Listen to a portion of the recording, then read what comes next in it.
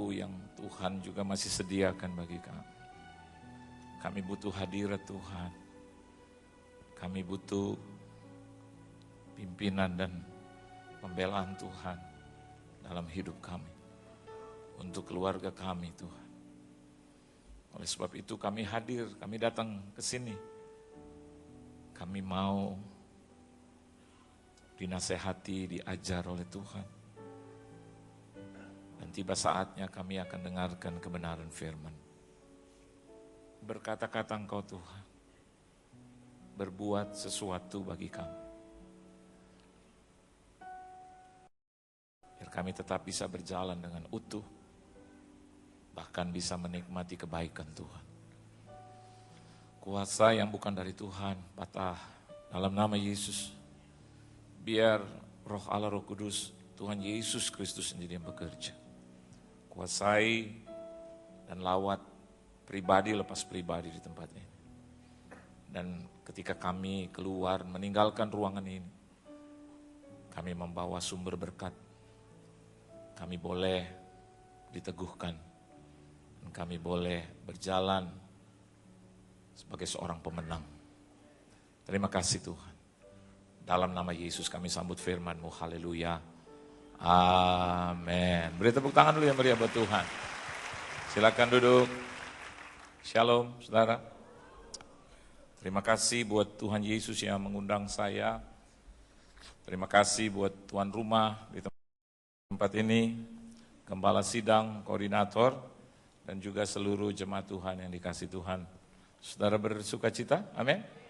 Kita buka Alkitab kita. Di dalam kitab Bilangan, pasalnya yang ke-14,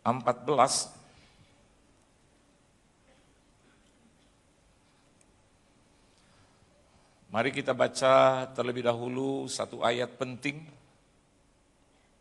dari Bilangan pasalnya yang ke-14 itu, yaitu ayatnya yang ke-30.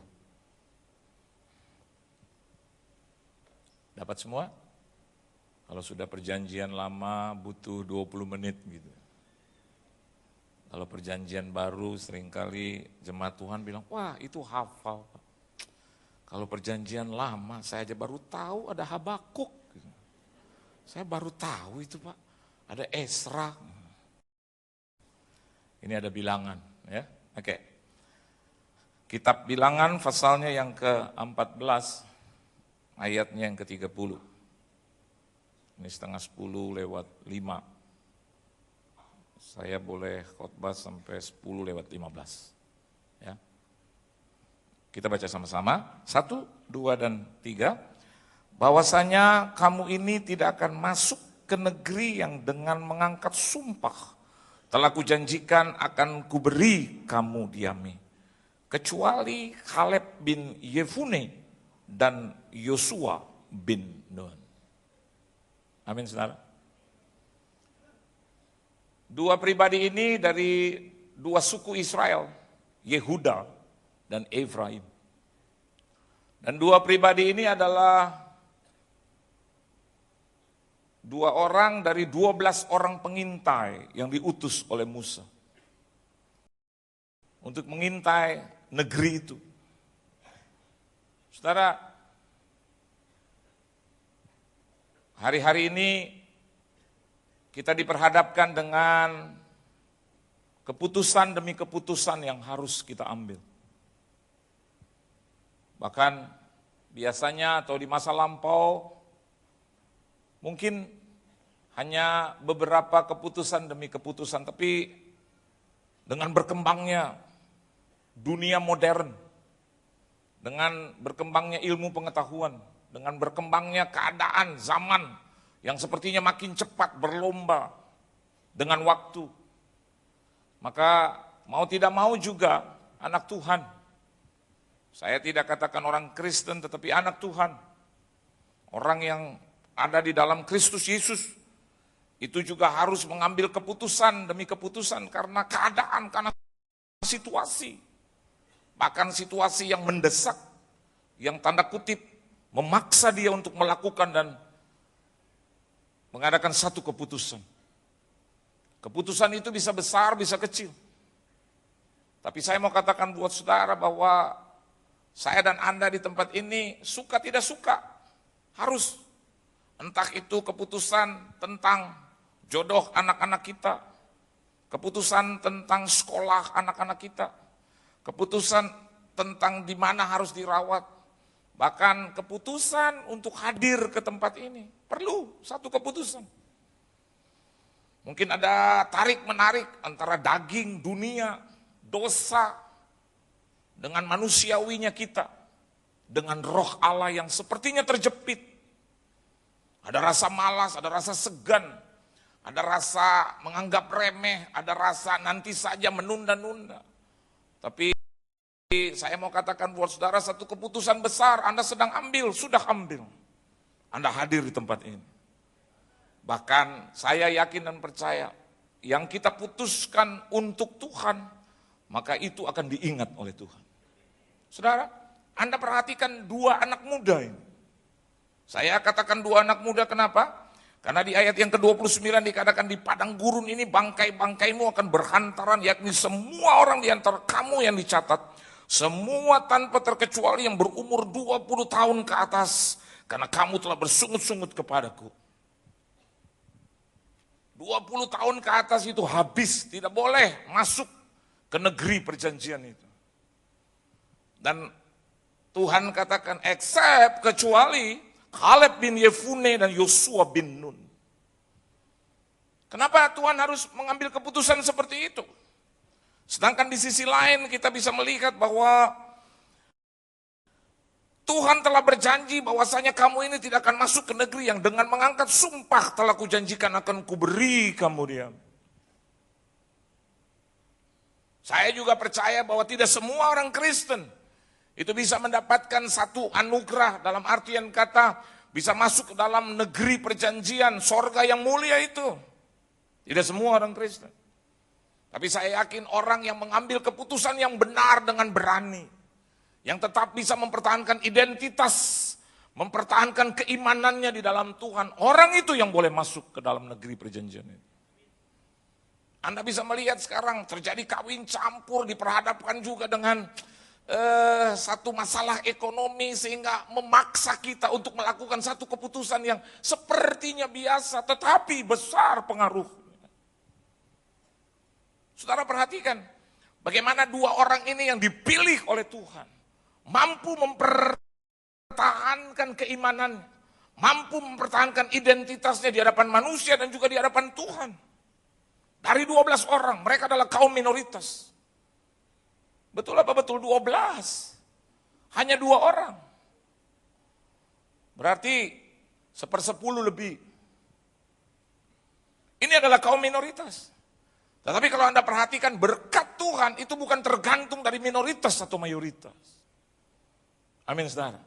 Meskipun kita adalah kelompok yang kecil, meskipun kita kelompok yang biasa-biasa saja, but one man plus Jesus is majority.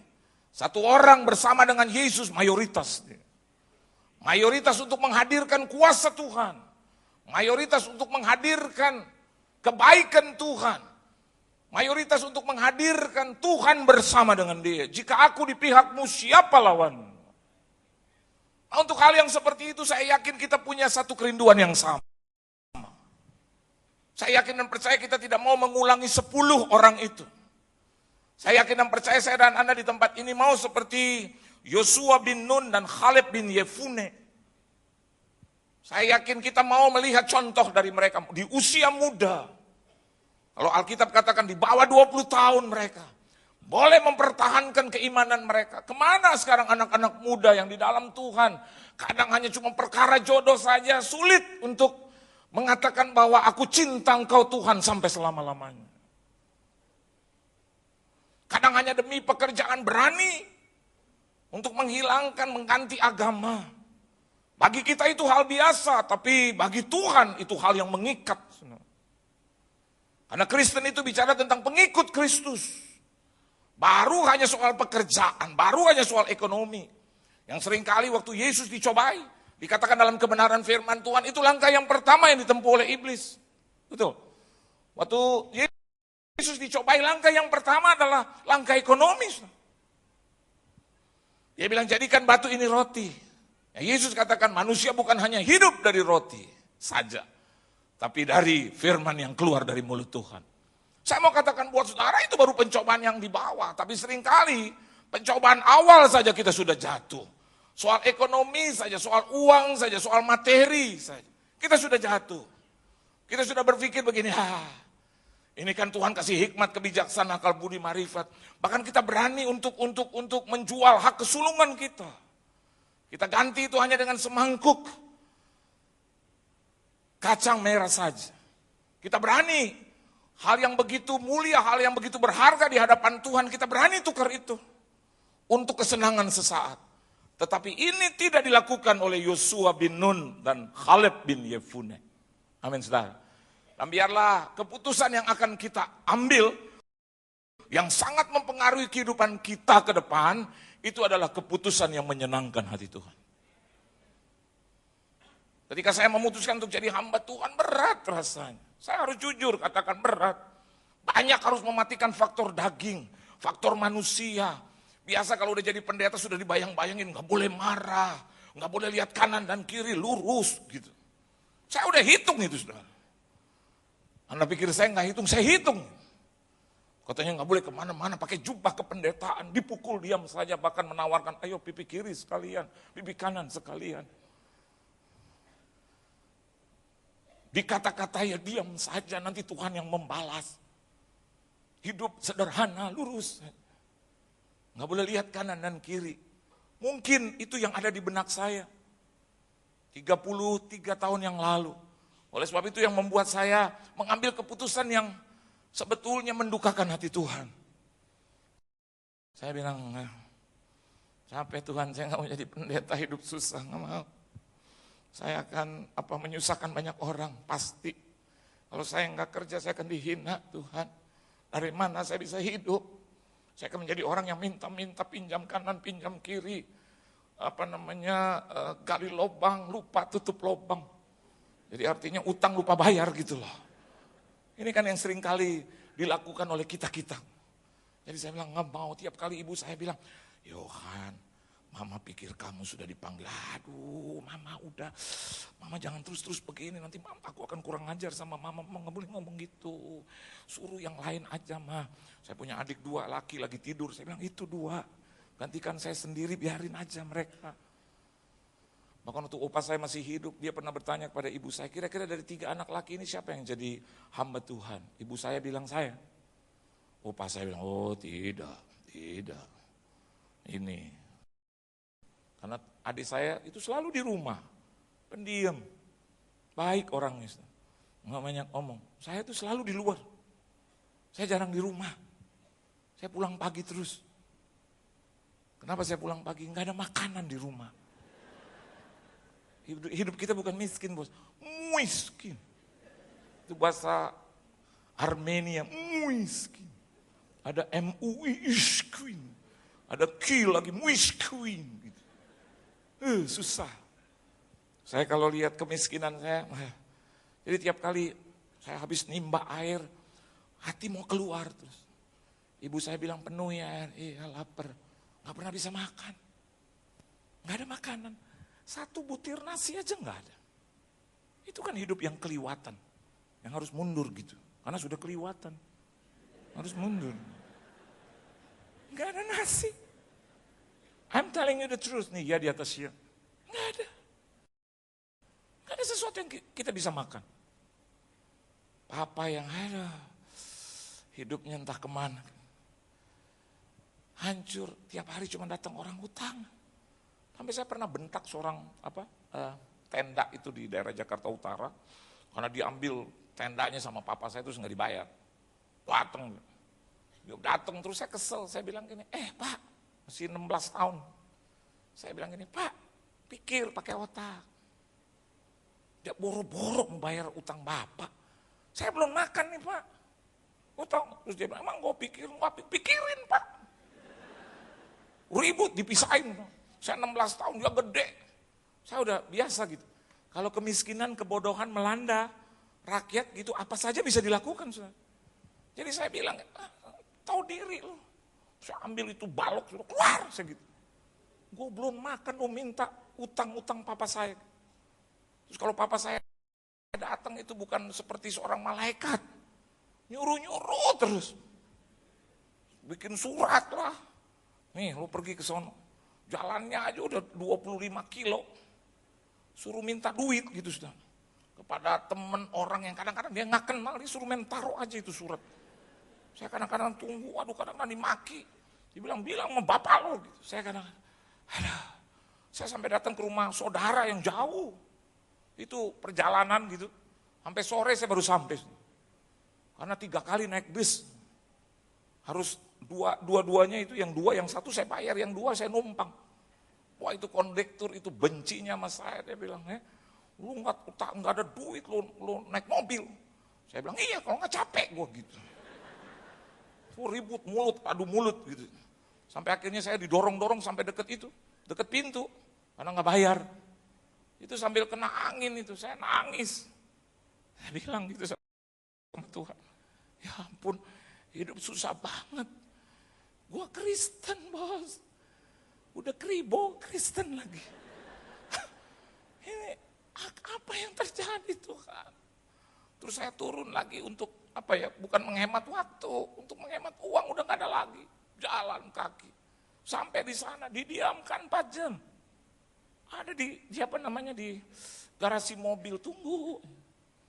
Terus mereka sampai makan malam balik lagi jam 9:30. Begitu mereka balik gitu, ada pembantu satu lagi datang ke garasi terus bilang, belum pulang. Gimana mau pulang? Belum ada jawaban. Terus ngomong sama majikannya, yang notabene tante saya. Aduh, kalau kita susah, I'm telling you the truth. Kalau Anda susah, Anda nggak punya apa-apa, dunia ini kejam. Kejam, benar. Kita nggak dapat boro-boro penghormatan, boro-boro, ya, boro-boro respect, boro-boro itu diterima, ya, boro-boro diajak ngomong. Udah dilihat aja gitu, dengan alis naik, udah puji Tuhan tuh kita. Gitu kita udah harus puji Tuhan, amin. Alisnya bisa naik, puji Tuhan. Ada yang kadang-kadang gak mau lihat kita. Saya tuh kenyang. Banyak hal yang saya alami. Saya sampai jam 11 malam, dikasih surat, tipis. Yang bilang buat ibu saya, buat papa saya. Terus dikasih uang, 3.000 perak. Aduh, kalau tanya kepemudaan saya mau robek. Saya mau bilang-bilang sama dia, kaya raya, belagu, sombong gitu. Mau begitu gitu, 16 tahun mau. Tapi saya robek, saya ingat perjalanan jauh. Saya ingat bisa sampai jam berapa saya di dalam itu bisa berjam-jam saya jalan kaki. Jadi saya terima itu 3.000 rupiah. Saya jalan sambil nangis. Saya teriak-teriak itu. Saya jalan teriak 11:30 malam teriak. Where are you Lord? Di mana engkau Tuhan? Percuma rasanya seperti ini. Beribadah kepadamu, nyanyi buat engkau. Tapi kenyataannya mana engkau Tuhan? Katanya pembelaku. Katanya pembela orang-orang benar. Orang-orang yang beribadah kepadamu. Saya ngomong. Saya duduk di batu, saya nangis.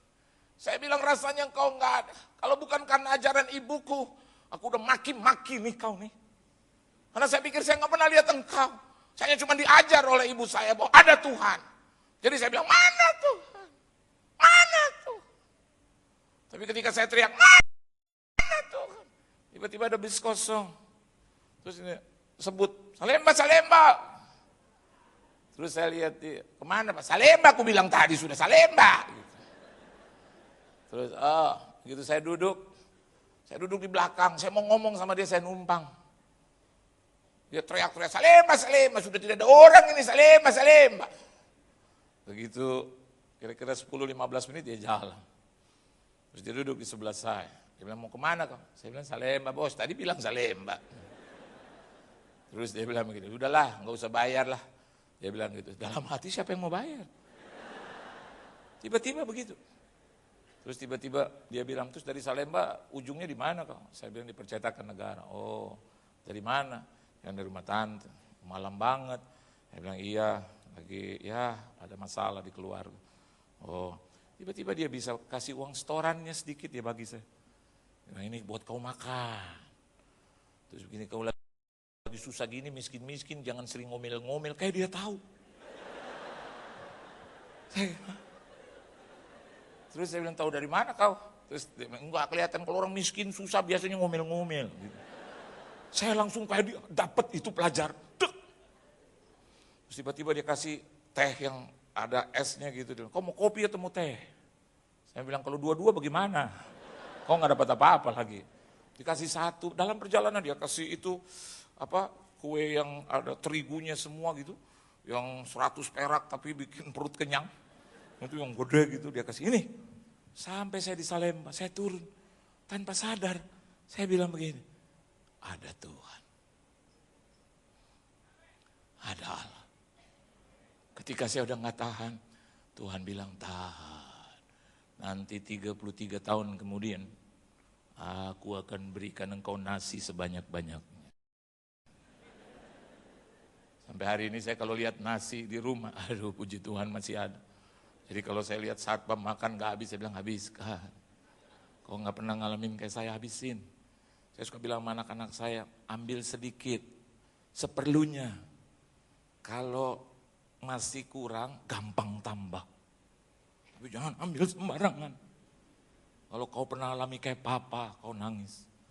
Anak saya, emang kenapa Pak? Aduh kelamaan kalau gue cerita. Mendingan lo diam aja deh. Saya bilang itu masanya 33 tahun. Istri saya bilang, coba lihat itu kakinya Papa. Kamu gak tahu dek, kamu gak tahu hidup Papa. Hidup Papa sangat sulit. Dia lewati masa-masa yang panjang. Saya lewati masa-masa penantian yang panjang. Tidur gak bisa tidur. Panas. Miskin udah dibuka udara. Memang udara miskin sama kaya juga beda, saudara. Sangat berbeda. Pas saya keluar, gak kuat. Pagi-pagi bangun hanya cuman air putih. Air putih.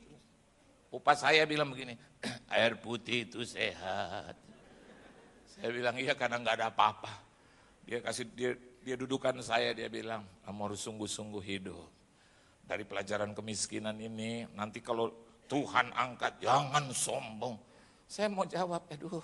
Ngomong diangkat, sekarang belum diangkat udah ngomong tentang sombong. Nanti kalau Tuhan angkat jangan sombong. Saudara, hari ini saya menikmati berkat kebaikan Tuhan. Akibat apa? Keputusan yang saya ambil. Untuk meninggalkan perkara-perkara yang mendukakan hati Tuhan. Untuk meninggalkan perkara-perkara yang bukan rencana Tuhan. Saya masuk dalam pelayanannya. Dan hari ini harus bersaksi. Banyak orang kadang gak suka dengan kesaksian saya. Saya mau bilang, saya bersaksi karena itu benar terjadi dalam hidupku. Orang boleh larang saya tapi mulut saya tidak bisa berhenti untuk mengatakan bahwa Tuhan baik dalam hidupku. Saudara, kenapa Yosua dan Kaleb diberkati? Yang pertama, yuk kita lihat ayat yang ke-7. Ini. Yuk baca sama-sama saudara. 1, 2, ayat 6 dan ayat 7 ya, mulai ayat 6 dan 7. 1, 2, dan 3. Tetapi Yosua bin Nun dan Kaleb bin Yefune yang termasuk orang-orang yang telah mengintai negeri itu mengoyakkan pakaiannya. Dan berkata kepada segenap umat Israel, negeri yang kami lalui untuk diintai itu adalah luar biasa baiknya. Saudara, meskipun kita ada dalam tekanan, pemenang sejati itu, orang yang menang dalam hidupnya, dia berani untuk mengambil keputusan. Keputusan yang diambil yang pertama adalah selalu bisa berperkara, selalu bisa berkata-kata, selalu bisa bertindak hal-hal yang positif, meskipun dikelilingi oleh perkara-perkara yang negatif. Amin. Saudara perhatikan dengan baik. Ternyata 10 pengintai yang lain juga ngomong begitu. Ayat yang ke-27 katakan, dari pasal yang ke-13, kami sudah masuk ke negeri. kemana kau suruh kami. Dan memang negeri itu berlimpah-limpah susu dan madunya. Dan inilah hasilnya, hanya bangsa yang diam di negeri itu kuat-kuat. Dan kota-kotanya berkubu dan sangat besar juga keturunan Enak telah kami lihat di sana. Selalu membesar-besarkan masalah. Yang benar adalah membesar-besarkan Tuhan, mengecil-ngecilkan masalah. Amin. Jangan seperti saya dulu nggak makan teriak. Nggak dapat pekerjaan marah. Nggak mau pelayanan ngambek. Nggak dapat yang kita tuju, kita inginkan marah. Kesel-kesel. Kecewa, sakit hati. Kecewa dengan manusia, Tuhan dibawa-bawa. Hati-hati, saudara. Kita tetap harus positif. Meskipun kita tahu dunia bisa masuk ke krisis yang berikutnya. Ketika Amerika memiliki hutang yang besar 14,3 triliun kalau tidak salah. Dolar loh Amerika. Berapa itu? Ketika tanggal 3 tetap masih bisa disetujui 2, triliun dolar untuk sementara aman. Mungkin Indonesia berpikir kita, aduh gimana ya nanti dagang, aduh gimana ya. Eropa sudah mulai terjadi satu kegoyangan, kegamangan. Dulu hanya Yunani, sekarang berimbas Spanyol, Italia, Siprus kena, Irlandia kena. Dan kita bilang gimana ya Indonesia? Yang gak usah digoyang juga udah goyang sendiri gitu. Gimana? Positif. Halo. Amin. Positif. Karena kita punya Allah yang hidup. Dia mampu kak. Memang di sekelilingnya negatif, tapi tetap harus positif. Saya pernah pergi ke BSD sana, karena ada pelayanan. Tapi sebelumnya saya khotbah jam 10, saya khotbah jam 11, selesai jam 1-an. Setelah jam 1-an saya kumpulkan keluarga saya 24 orang. Terus saya bilang, ayo kita makan di Grand Indonesia. Terus mereka bilang, karena ibadahnya dekat situ waktu itu. Saya bilang, oke. Mereka bilang, ayo. Om terima kasih, om belum makan udah terima kasih. Om terima kasih. Karena Grand Indonesia gitu. Terus saya duluan sampai dengan istri dan anak-anak tuh siapkan mejanya panjang. Dari sini sampai mungkin kamera. Panjang gitu. Saya duduk di tengah. Terus nggak lama keluarga saya datang semua. Dan nanti teman-teman saya mau datang juga saya teleponin. Ada 5 orang mau datang. Teman-teman yang diberkati gitu. Ketika saya duduk, terus saya pesen minuman. Saya bilang es teh. Terus makanan belum, saya bilang tunggu mama aja. Begitu itu pegawai pergi, istri saya bilang, "Pa, ayo jalan." "Kemana?" "Kamu ada pelayanan di BSD." "Hah? Jam berapa, Ma?" "Jam 2. Sekarang setengah 2. "Iya cepetan, minum air esnya, es tehnya terus jalan." Aduh. "Kamu gak bilang tadi aku ada pelayanan jam 2. Terus dia bilang, "Aku bilang dari kemarin kamu aja gak denger." Ya sengaja gue gak dengerin jam 2 gitu loh. Terus dia bilang, "BSD Pak." Aduh. Malam ibu saya datang, mereka mau pesan makanan, istri saya bilang, "Pak, setengah 2 lewat 5, cepat." Aduh. TS-nya belum datang, Ma, cepetan. TS-nya datang, teman saya datang, halo. Duduk. Begitu duduk, istri saya pakai, dia punya ini lutut, "Pak, ayo. Setengah 2 lewat 10. Aduh. Secara hati negatif. Baktian apa sih? "Kau muda, Pak." "Kau muda apa?" "BSD." Aduh. "Gereja apa?" Enggak tahu, dia enggak sebut. Aduh. Masih ada aja mah kebaktian jam 2 siang. Enggak ada yang jam 5 aja gitu. Suruh dia pindah ke jam 5 gitu. "Pak, cepetan." Lama telepon, "Halo Bu, iya Pak Pendeta udah di mana?" "Ini mau jalan." Iya, shalom, oke, Tuhan berkati." Saya bilang istri, ibu saya, "Ma, aku jalan." "Kemana?" "BSD." "Oh iya? Aduh, jauh, kasihan." Harus dikasihani. Terus keluarga saya, "Mau kemana Om Yon?" "Pelayanan buat Tuhan." Tuhan ya, buat Tuhan. Tuhan, buat Tuhan. Buat Tuhan. Saya udah lupa kemiskinan yang 33 tahun yang lalu, udah lupa. Jadi, oke. Teman-teman peluk, "Bos, makan aja bos." Aduh, pelayanan mulu, teman-teman. "Udahlah, jangan kejar setoran terus." Kejar setoran. Saya bilang, "Siapa yang kejar setoran?" Saya bilang, "Mah, udah ya, makanan belum ada, cuman es teh." Lari. Sampai di BSD, 2:30, lewat 15 menit. Sepanjang perjalanan telepon belum istri saya. "Enak yang makan." "Enak, wow. Begitu saya datang, saudara, kaum mudanya 17 orang. 17 orang. Wah, nyanyi lompat-lompat. "Bukan terbang." Padahal saya lihat nggak terbang-terbang. Terus karena 17 orang muter, karena cuma 17. Terus ngajakin saya, ayo pak, kita terbang pak." "Gue di sini aja deh. Nanti kalau lo bisa terbang, baru gue terbang," gitu. Hati saya. Jam 3 saya khotbah. Selesai jam 4 kurang seperempat. Telepon, "Ma, di mana Ma? Masih di Grand Indonesia nggak?" "Ini udah pulang, udah ganti baju." "Enak ya Ma?" "Enak, puji Tuhan." Saya khotbah lagi yang jam 5, selesai jam 7 khotbah lagi yang sampai jam 9. Sampai di rumah jam 10:30. Udah kayak tentara kalah perang. Baru masuk, baru mandi, baru pakai handuk, istri saya udah kasih bon. Karena sebelum saya pergi, istri saya bilang, Papa, kredit cardnya tinggalin." Saya bilang, "Gue mau pergi ke BSD, gue cuma minum TS. Apa urusan sama kredit card gue? Taruh sini, nanti kalau orang gak bayar kan kita bayar. Aku bayar dari mana kan dari kamu." Taruh di situ. Jadi jam 11 kurang dia kasih kredit cardnya sama saya dan bon. Saudara tahu makannya 4 juta lebih. Saya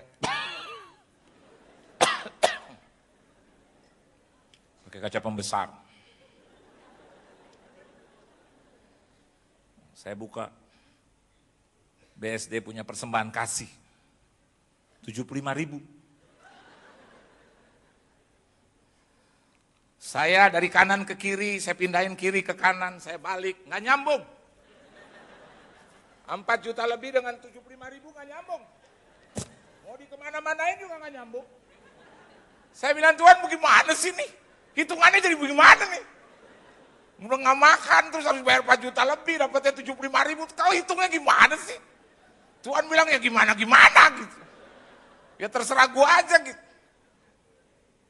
Saya bilang sama istri saya, "Mak, nih 75.000. Ketawa saya udah ketawa sungguh-sungguh jadinya. Dari ketawa setengah hati kecewa jadi sungguh-sungguh akhirnya. Udah nggak bisa ngomong lagi. 75.000. Itu cuma lihat 4 juta lebih. "Ma, coba kamu bisa kurang, tambah, terus surplus buat gua gimana?" Istri saya, "Nggak bisa." Udah. Mau bikin apa dong? Positif aja. Itulah pelayan Tuhan. Tapi 6 bulan kemudian, ibu saya dikirim ke Singapura karena sakit. Kanker. Jantung. Saya di tengah jalan. Cuman pakai kaos dan pakai jeans. Saya mau susul untuk operasinya. Sendiri saya. Keluarga udah di sana 3 orang, 4 orang. Saya lari-lari. Dulu masih bayar fiskal. Saya masuk ke bayar fiskal. Catat-catat. Handphone saya.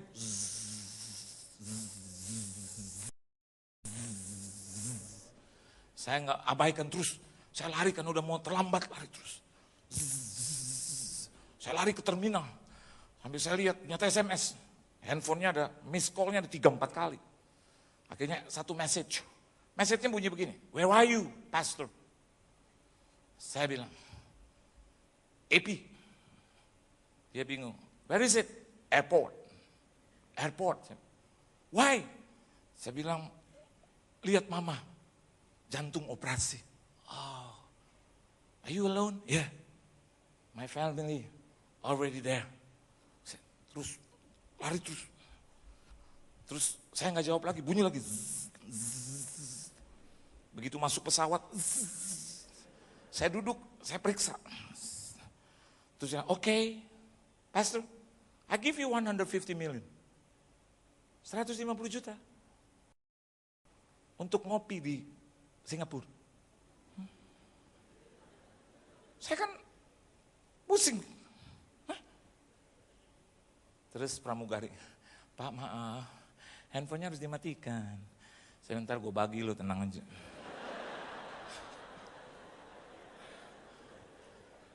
Saya balas gini, God bless you. Waduh, kok Tuhan bisa kasih kata yang tepat ya? Seperti menyindir saya gitu. Ini buat ngopi lah. Kopi 150 juta. Mendingan kita ngopi-ngopi terus. Ingat BSD. When I'm thinking positively, I will get the positive answer and result. Kalau Anda berpikiran tetap positif terhadap alammu, Anda akan mendapatkan hal juga yang positif dari alammu yang serba positif. Kaleb dan Yosua positif. Dia bilang, aduh luar biasa baiknya. Pokoknya yang dari Tuhan keren. Pelayanan keren deh, udah deh. Di dalam Kristus udah gak ada lawan, keren. Amin. Udah gak ada yang lain. Selalu bisa positif. Walaupun orang bilang, mana lo ikut Tuhan? Begitu-begitu aja penyakit juga kena PHK. Oh tetap keren. Di sini indahnya kerennya Kristus. Nanti lo lihat gua. Kapan? Nanti. Kapan? Ku bilang nanti. Kapan? Nanti. Yang kedua. Coba kita lihat ayat yang ke-9. Wah.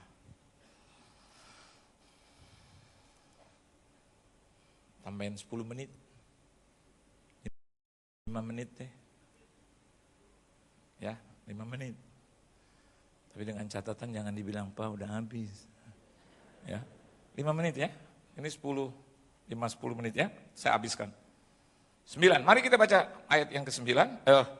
Maksud saya, ya ayat yang ke-9 dari Bilangan pasal yang ke-14. 1, 2, dan 3. Hanya janganlah memberontak kepada Tuhan. Dan janganlah takut kepada bangsa negeri itu. Sebab mereka kita telan habis.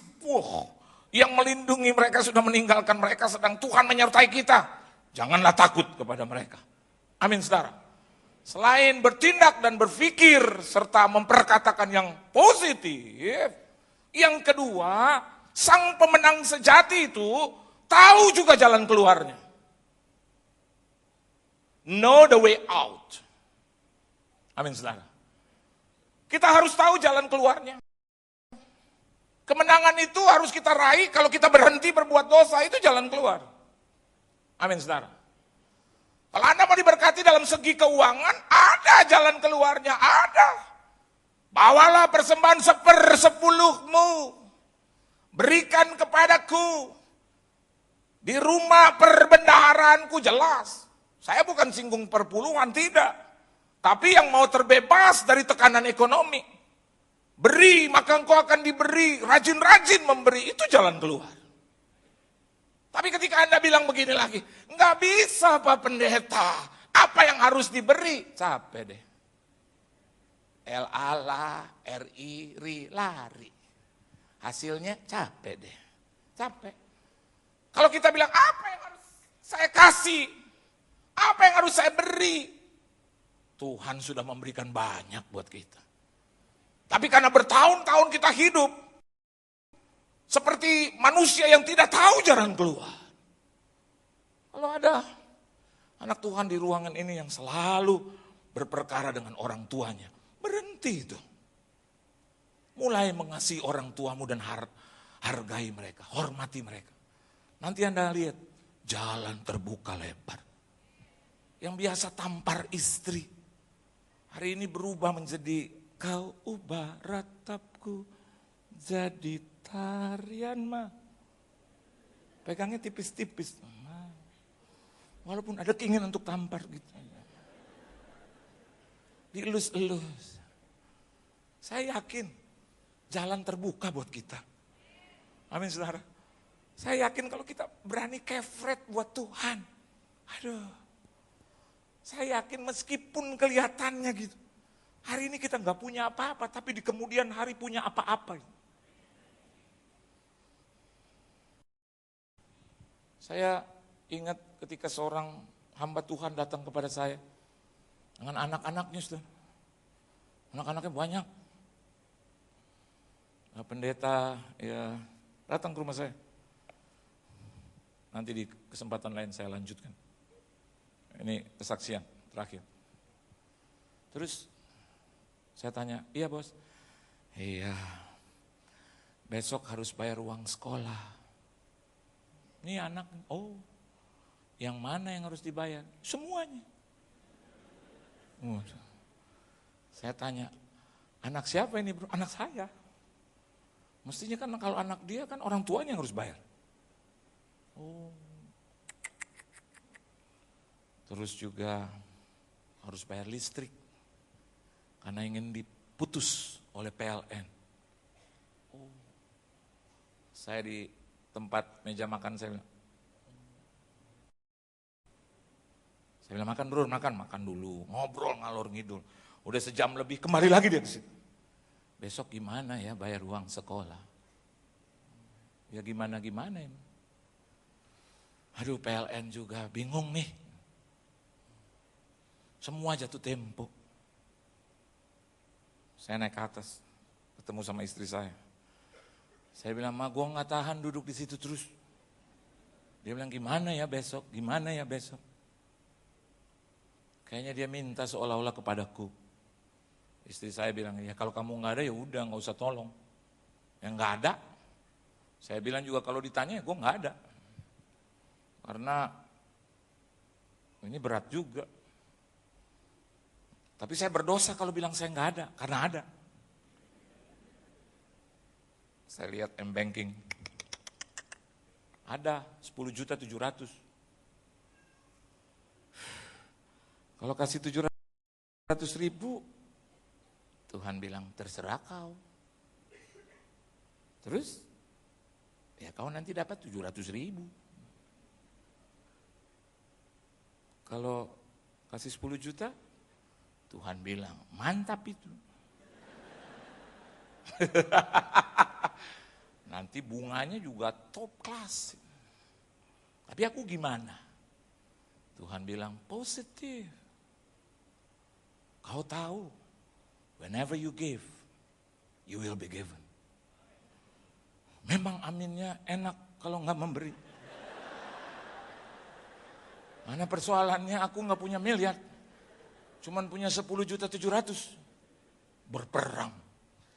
Saya bilang, Tuhan kasih tanda aja sekali lagi Tuhan. Kalau tandanya dia betul-betul, kalau Tuhan ada bersama dengan dia, kau gerakan aku dan ada satu tanda. Apa? Minimal. Dia datang lagi kepada aku dan bilang statement terakhir. Gitu.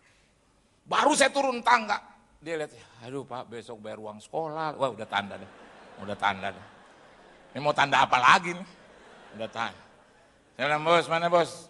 Ini rekening. Rekening apa Pak? Saya listrik memang harus bayar, cuman saya lupa. Rekening itu aja, AC yuk. Tabungan saya akan kasih. Dia langsung lah, 7! Gitu kenceng. Kosong! Itu 10 angka selesai, saya transfer. 5 menit pulang.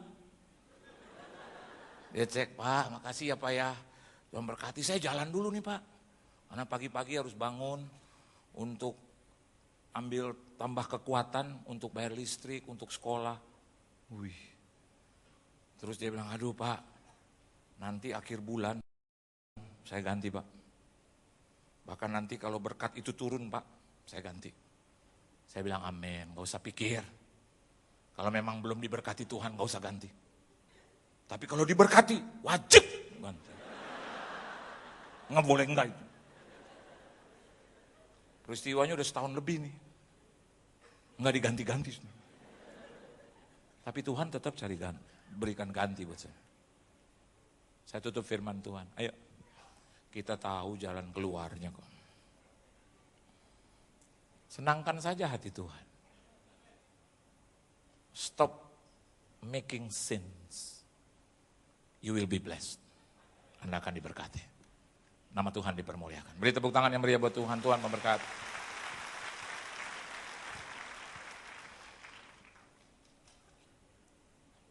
Ku pandang wajah-Mu dan berseru, pertolonganku datang dari-Mu. Peganglah tanganku, jangan lepaskan. Kaulah harapan dalam hidupku. Ku pandang wajah-Mu dan berseru, yes, pertolongan